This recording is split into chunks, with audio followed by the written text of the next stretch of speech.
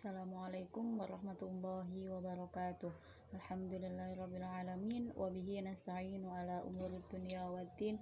Wa ala alihi wa sahbihi wa sallim. Pada pertemuan kali ini, kami dari kelompok 5 akan membahas atau mengulas materi mengenai sikap dan perilaku wirausahawan yang sukses.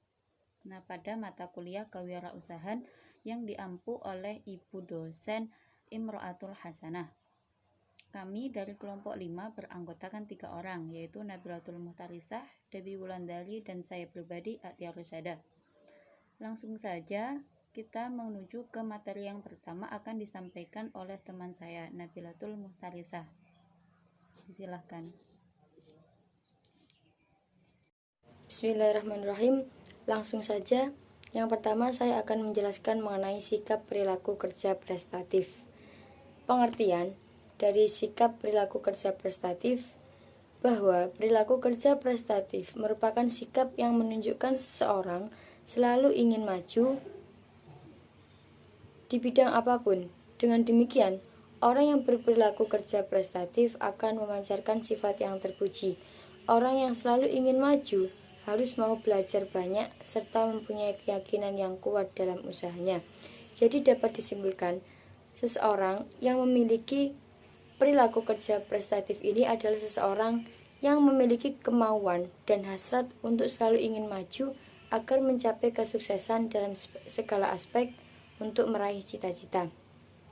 Menurut Stephen, dalam bukunya First Things First, ada 4 sisi potensi yang dimiliki manusia untuk maju.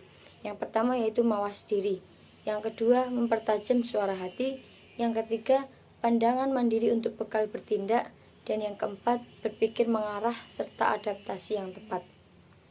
Ciri dari perilaku kerja prestatif yang pertama yaitu kerja ikhlas, yaitu bekerja dengan bersungguh-sungguh serta dapat menghasilkan sesuatu yang baik dan dilandasi dengan hati yang tulus.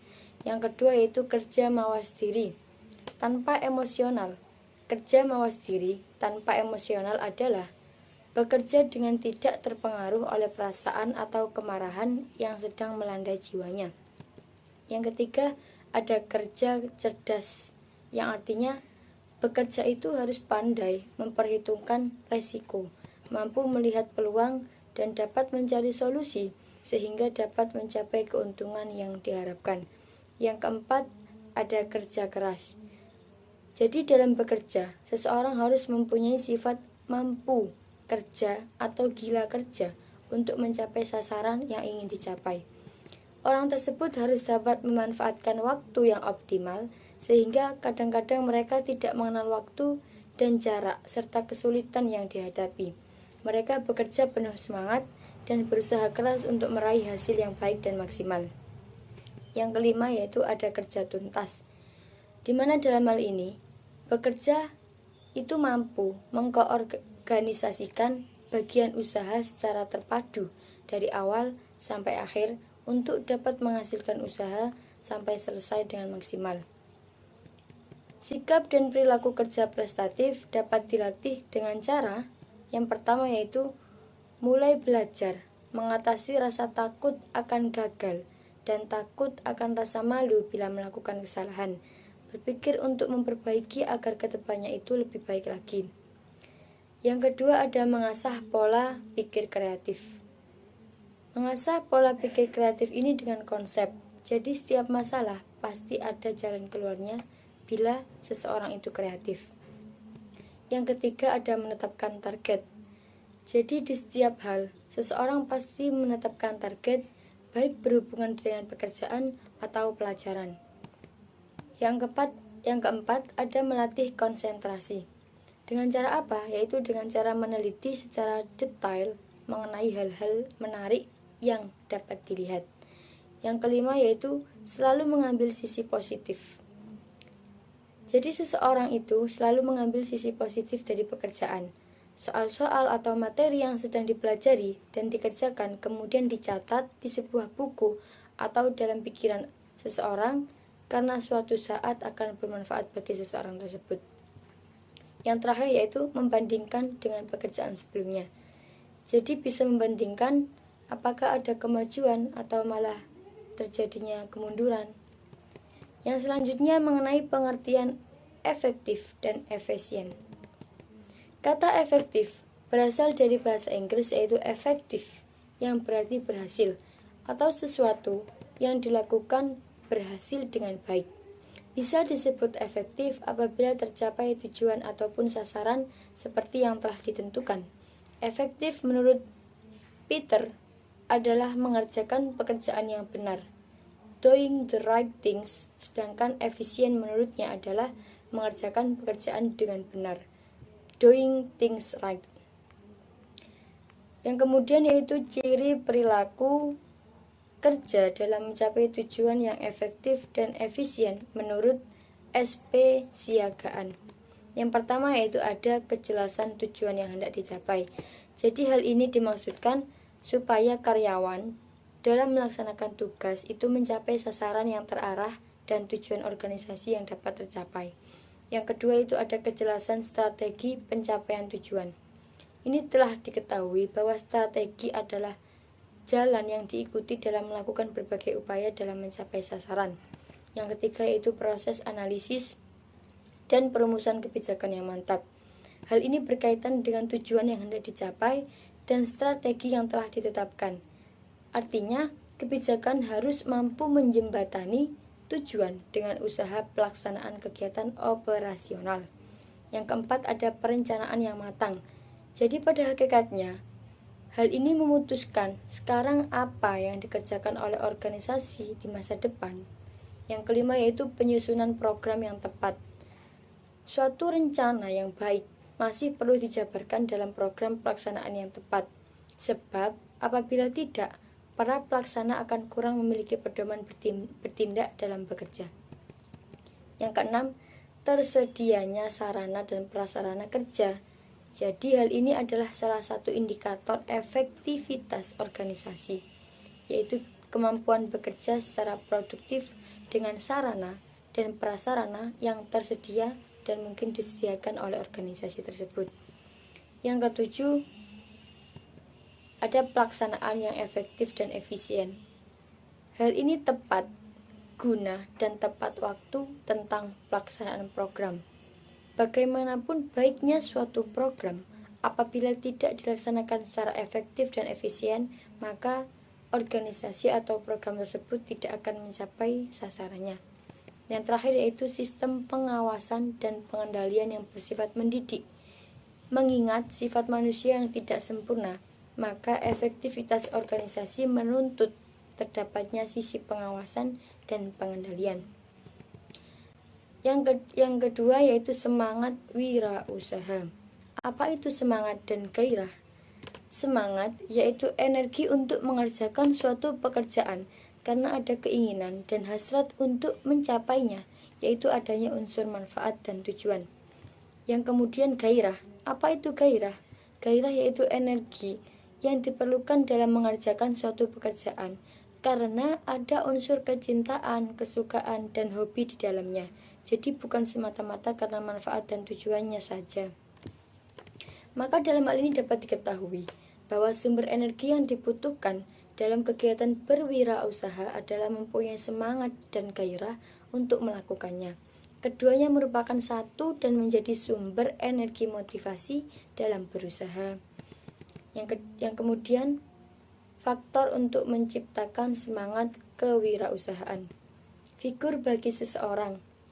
Yang kedua, suka mencari tantangan baru. Yang ketiga, keterpaksaan karena tetap bertahan dan hidup.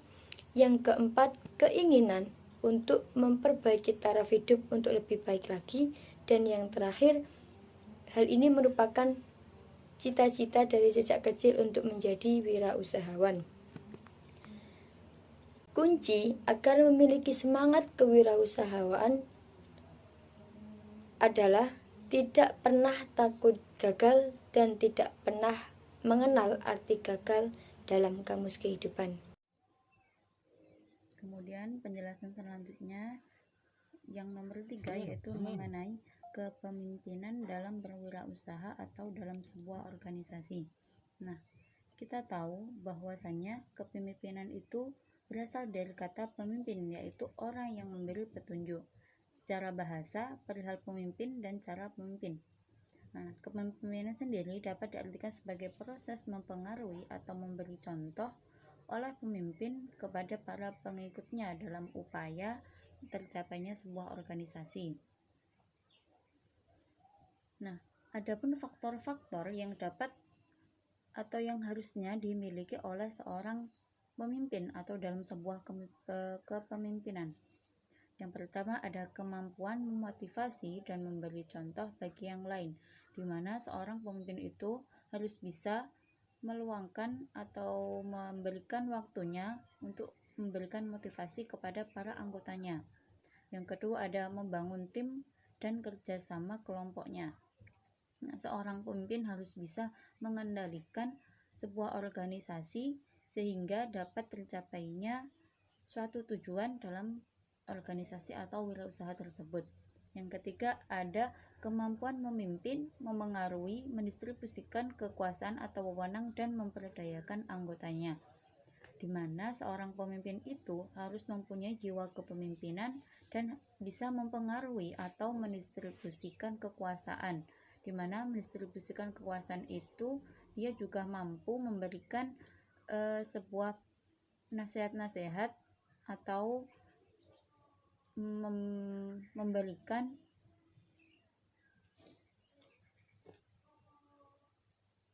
memberikan tugas atau wewenang sehingga dapat memperdayakan anggotanya. Yang keempat yaitu mengenai kemampuan berkomunikasi dan bernegosiasi untuk mengatasi konflik, di mana seorang pemimpin itu harus mempunyai komunikasi yang baik kepada anggotanya, kepada sesama anggotanya dan kepada yang lainnya, dan mampu bernegosiasi untuk mengatasi konflik. Ketika di dalam sebuah organisasi terdapat sebuah konflik, nah seorang pemimpin itu harus bisa menyelesaikan konflik tersebut. Kemudian selanjutnya mengenai kebiasaan seorang pemimpin yang baik dan bijak. Nah, kebiasaan-kebiasaan ini dapat dilihat dari tingkah laku atau gerak-gerik dari seorang pemimpin tersebut.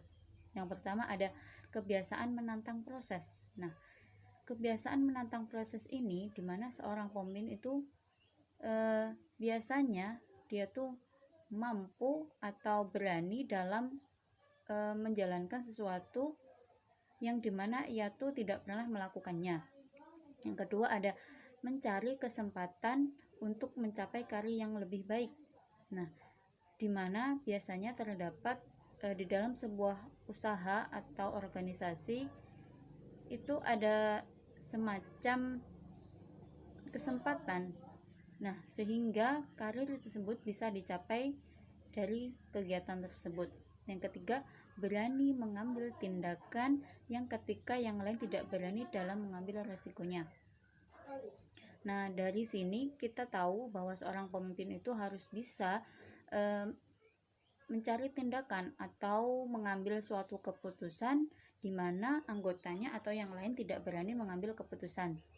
Yang keempat yaitu kebiasaan memberikan inspirasi visi bersama, di mana seorang pemimpin itu harus bisa kita lihat mengenai dari inspirasi atau komunikasi yang diberikan kepada anggotanya. Yang kelima yaitu visioner, di mana visioner tersebut seorang pemimpin harus mempunyai visi dan misi dengan tujuan yang baik. Yang keenam saling tolong-menolong, di mana dalam sebuah organisasi pasti ada selalu yang namanya konflik ataupun semacam kerja yang harus dilakukan bersama. Nah, di mana seorang pemimpin itu harus bisa saling tolong-menolong. Yang ketujuh ada mempererat kerjasama. Nah, ini masih berkaitan dengan saling tolong-menolong, di mana suatu pekerjaan atau suatu usaha itu harus mempunyai kerjasama yang baik antar pemimpin dan anggotanya. Kemudian ada memperkuat tim. Nah, ketika pemimpin tidak bisa menjalankan kepemimpinannya dengan baik, maka anggotanya pun akan kayak amburadul gitu. Kemudian 9. Memberikan contoh terlebih dahulu. Seorang pemimpin harus bisa memberikan contoh yang baik kepada para anggotanya.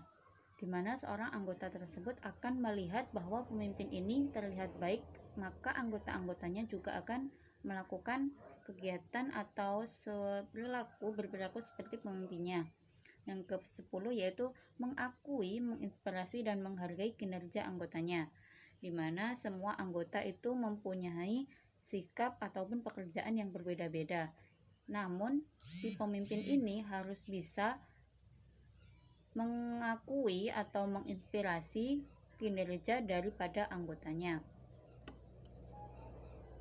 Nah, kemudian adapun sifat-sifat umum yang mempengaruhi keberhasilan kepemimpinan dalam sebuah organisasi atau dalam sebuah wirausaha yang kemudian dapat menghasilkan sesuatu dengan tujuan yang diinginkan. Yang pertama ada mempunyai kecerdasan IQ. Seorang pemimpin harus mempunyai kecerdasan IQ yang tinggi, tidak bisa dibodohi oleh para anggotanya. Yang kemudian hubungan dengan interpersonal. Maksud dengan interpersonal yaitu berhubungan baik dengan para anggota-anggotanya. Kemudian mempunyai sifat yang kedewasaan, di mana seorang pemimpin itu harus mempunyai sifat yang dewasa, tidak mudah goyah, tidak mudah dipermainkan oleh para anggotanya maupun orang lain. Kemudian dapat memotivasi orang lain. Nah, seorang pemimpin itu harus mempunyai motivasi untuk kepada para anggotanya. Ketika motivasi diri sendiri. Nah, seorang pemimpin tidak hanya memotivasi untuk orang lain, tetapi ia juga harus memotivasi kepada dirinya sendiri. Kemudian ada sikap dan perilaku. Sikap dan perilaku seorang pemimpin ini merupakan tolak ukur dalam sebuah wirausahaan. Kemudian integritas yang tinggi, kemudian ada humoris. Nah, seorang pemimpin itu sudah selayaknya tidak mempunyai sifat yang antagonis ataupun yang kejam. Jadi di mana seorang pemimpin itu juga mempunyai sifat humoris supaya dalam keadaan tersebut tidak terlalu tegang. Kemudian mempunyai komitmen yang tinggi. Demi tercapainya suatu hasil yang maksimal, seorang pemimpin harus mempunyai komitmen yang tinggi. Kemudian harus memberikan wewenang, di mana seorang pemimpin merupakan seorang yang memberikan petunjuk, di mana ia harus memberikan petunjuk atau arahan kepada para anggotanya. Kemudian menciptakan rasa aman. Nah, di mana seorang pemimpin ini harus mempunyai rasa aman. Dalam artian ia harus melindungi anggota-anggotanya demi tercapainya suatu keberhasilan. Kemudian seorang pemimpin itu juga harus tegas dan disiplin, visioner, dan mampu mengambil risiko. Nah, kemudian adapun faktor-faktor yang menyebabkan pemimpin menjadi handal. Nah, di mana seorang pemimpin itu harus mempunyai sebuah hal yang bisa mempengaruhi kepada anggotanya, di mana seorang pemimpin itu harus menjadi pemimpin yang hebat dan handal. Yang pertama adapun ada satu, mengelola dan mengambil resiko. Ia berani mengambil resiko di mana orang lain itu tidak berani mengambil resiko. Yang kemudian mempunyai sikap pantang menyerah, di mana seorang pemimpin itu harus berani pantang menyerah, semangat, dan tidak goyah. Yang ketiga ada kemampuan mengatasi konflik. Nah, di dalam suatu organisasi juga atau suatu usaha itu pasti bakal ada yang namanya konflik atau semacam perdebatan gitu mungkin di antara anggotanya, sehingga para pemimpin itu harus mampu mengatasi konflik-konflik yang ada di dalam sebuah organisasi. Yang keempat ada menentukan visi, misi, usaha, dan berani mengambil keputusan, di mana seorang pemimpin itu harus bisa mempunyai visi dan misi demi tercapainya suatu organisasi tersebut yang ia jalankan bersama anggotanya, dan ia juga berani atau mampu mengambil keputusan yang ada. Selanjutnya akan disampaikan oleh teman saya Dewi Wulandari untuk nomor 4, komitmen dan kepemimpinan. Dari beberapa tadi yang sudah disampaikan oleh teman saya mengenai sikap, beberapa perilaku untuk menuju ranah kesuksesan dalam berwirausaha. Jadi untuk kali ini saya akan membahas tentang kompetensi dan komitmen. Faktor utama untuk membangun sebuah komitmen diri dalam membangun kesuksesan itu adalah kompetensi. Lalu apa pengertian dari kompetensi dan komitmen itu sendiri? Untuk yang pertama yaitu kompetensi. Kompetensi diartikan sebagai pengetahuan, keterampilan, pengalaman, dan kualitas individu yang meliputi sikap, pola kerja, pola pikir, semangat inovasi, serta tingkah laku yang diperlukan untuk melaksanakan suatu pekerjaan. Sedangkan komitmen itu diartikan sebagai sikap kesediaan diri untuk memegang teguh visi dan misi, serta kemauan untuk mengerahkan seluruh usaha dalam melaksanakan tugas. Jadi seorang wirausahawan itu juga harus memiliki keterampilan-keterampilan lain yang menunjang adanya kompetensi di bidang bisnis. Nah, ada beberapa keterampilan yang bisa digunakan sebagai penunjang kompetensi. Untuk yang pertama yaitu keterampilan manajerial, yang mana keterampilan manajerial itu digunakan untuk merencanakan, melaksanakan, dan mengorganisir suatu pekerjaan agar dapat terselesaikan dengan baik dan tepat waktu. Yang kedua yaitu konseptual. Keterampilan konseptual ini merupakan keterampilan dalam merancang suatu rencana, menyusun konsep dan visi serta misi agar punya arah yang jelas. Yang kedua yaitu keterampilan mengelola sumber daya manusia. Keterampilan memahami orang lain, berempati, berkomunikasi, memotivasi, memberi contoh, dan menjadi teladan bagi orang-orang lain serta berelasi dengan pelanggan secara baik.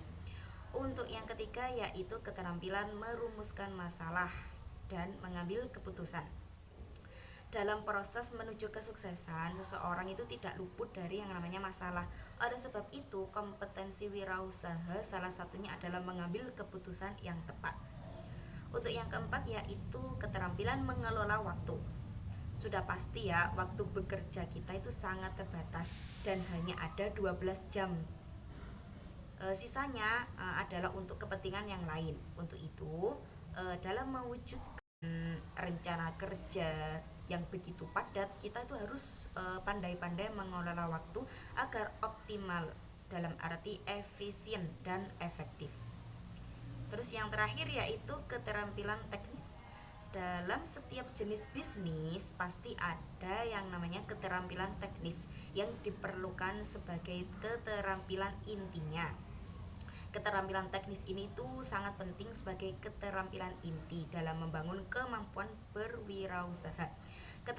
Keterampilan ini disebut sebagai skill atau biasa dengan kata lain yaitu skill dalam berbisnis. Keterampilan intelektual atau skill ini merupakan tingkat pengetahuan yang tinggi yang dimiliki seseorang dalam usahanya untuk meraih kesuksesan. Selanjutnya yaitu mengenai faktor-faktor yang menunjukkan komitmen itu tinggi. Jadi ada faktor penunjang agar komitmen itu bisa tinggi. Salah satu masalah terbesar yang dihadapi orang dengan kegagalan adalah bahwa mereka itu terlalu cepat menilai situasi-situasi tertentu dan menganggapnya itu sebagai kegagalan. Adapun faktor-faktor penting yang menunjukkan seseorang itu berkomitmen tinggi terhadap pekerjaannya adalah sebagai berikut. Untuk yang pertama yaitu mempunyai dedikasi. Ada unsur dedikasi yang kuat terhadap pekerjaannya sebagai wirausaha, sehingga ia tidak menganggap wirausaha itu hanya sekedar mencari keuntungan, tetapi juga membantu orang lain dan menjadi bagian dari amal baik. Faktor yang kedua yaitu mencintai pekerjaannya. Berwirausaha itu seperti belahan jiwa, atau soal pekerjaan itu bukan menjadi beban tetapi menjadi kenikmatan, dimana bila kita itu melakukan pekerjaan itu, kita itu bekerja itu merasa tanpa lelah, penuh semangat dan akhirnya berkomitmen tinggi. Oleh sebab itu pilihlah jenis bisnis yang biasanya kita sukai. Yang ketiga yaitu faktornya ingin menjadi contoh bagi orang lain. Tanpa keinginan berbagi, memberi nafkah untuk orang lain, dan menjadi contoh bagi anak-anaknya, juga istri, keluarga, dan teman-temannya, maka seseorang wirausaha itu sulit untuk tetap berkomitmen. Hasrat inilah yang akan membangkitkan gairah dalam berwirausaha dan berjuang pada sebuah komitmen. Yang keempat yaitu faktor mengenai tidak ingin menjadi pengecut. Tidak ada ya seorang pengecut yang berhasil dalam mewujudkan impiannya, dan juga tidak ada wirausahawan yang berhasil memenangkan atau seorang wirausahawan yang berhasil karena mempunyai kepribadian seorang pengecut itu tidak ada. Oleh karena itu disebut wirausaha, di mana wira berarti itu berani. Nah, kata berani itu kan berarti bukan pengecut. Untuk selanjutnya yaitu profesionalisme. Memegang janji berarti selalu berkomitmen pada janji. Begitu juga seorang wirausahawan itu harus selalu memegang janjinya.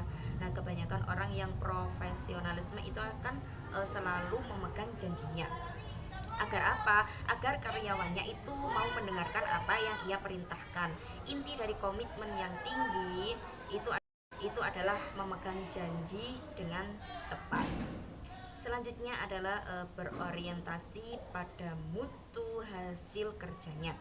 Untuk tetap menjaga komitmen dalam wirausaha, salah satu caranya itu adalah berorientasi pada mutu kerja yang prima, jadi bukan asal-asalan.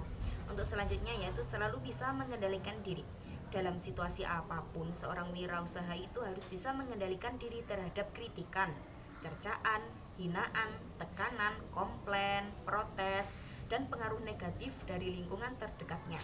Kemampuan dalam mengendalikan diri seseorang wirausaha itu akan sangat membantu dalam menjaga komitmen yang tinggi. Selanjutnya yaitu tekun dan ulet dalam bekerja. Keuletan dan ketekunan dalam bekerja itu terus menghadapi masalah dengan tenang serta tetap waspada merupakan medium untuk tetap menjaga komitmen yang tinggi meskipun dalam kondisi terpuruk. Seorang wirausahawan yang cerdas itu merupakan orang yang memiliki sifat pantang mundur. Yang terakhir yaitu keyakinan diri dan kedisiplinan sebagai kunci pokok.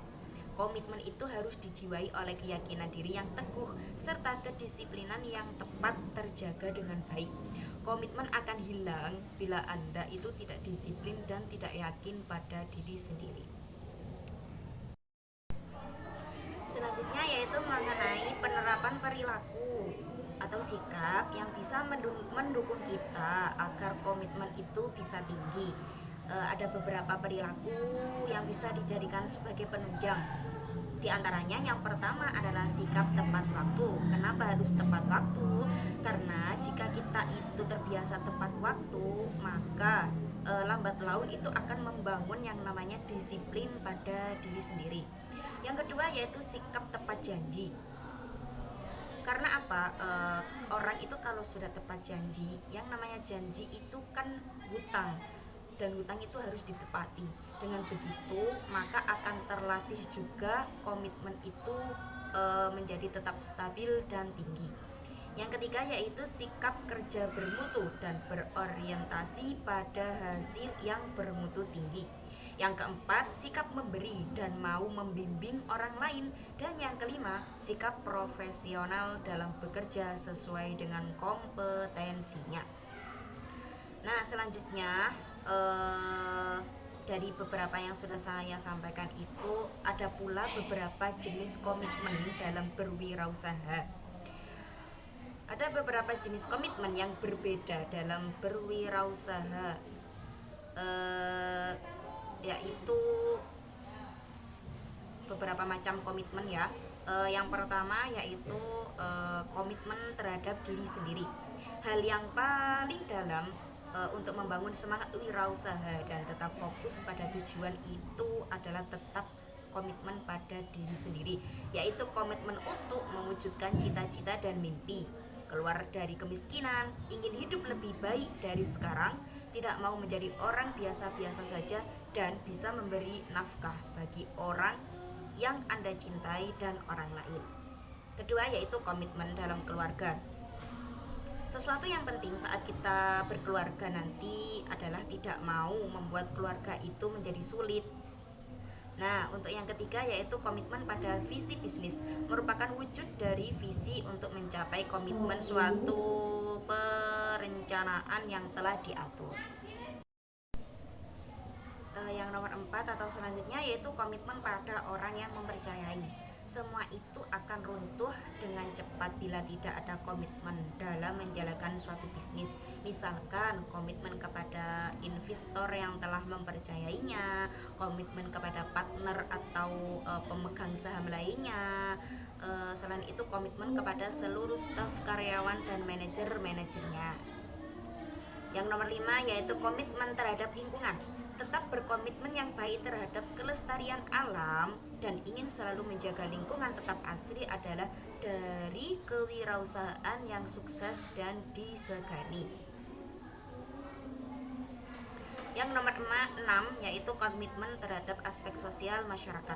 Banyak usaha yang terus didukung oleh masyarakat sekitar dan seluruh aspek sosialnya, karena sang wirausahawan itu mempunyai komitmen terhadap masyarakat dan lingkungan sosial itu dengan beberapa cara. Yang pertama, ikut mendukung program-program yang dibuat masyarakat sekitar. Yang kedua, ikut menjaga kebersihan. Yang ketiga, ikut berpartisipasi dalam program pengentasan kemiskinan atau pengurangan tingkat pengangguran bagi masyarakat. Yang keempat yaitu mensukseskan program RT RW, kelurahan, kecamatan dalam acara-acara memperingati hari besar dan lainnya. Untuk yang ketujuh yaitu komitmen terhadap etika bisnis. Komitmen terhadap etika kerja yang baik itu menjunjung tinggi moral. Jadi kalau kita itu bisa menjunjung tinggi moral, maka komitmen dengan etika bisnis itu bisa berjalan dengan lancar. Yang 8 yaitu komitmen kepada Sang Maha Pencipta. Suatu hal yang tidak bisa kita pungkiri lagi bahwa keberuntungan itu datangnya juga dari Allah. Tanpa Allah, tanpa Sang Pencipta, niscaya bisnis kita itu juga tidak akan diberi karunia, tidak berkah, dan tidak mendapat ridho dari Allah Subhanahu wa Ta'ala. Mungkin ini yang bisa disampaikan oleh kelompok kami. Kurang lebihnya mohon maaf. Wassalamualaikum warahmatullahi wabarakatuh.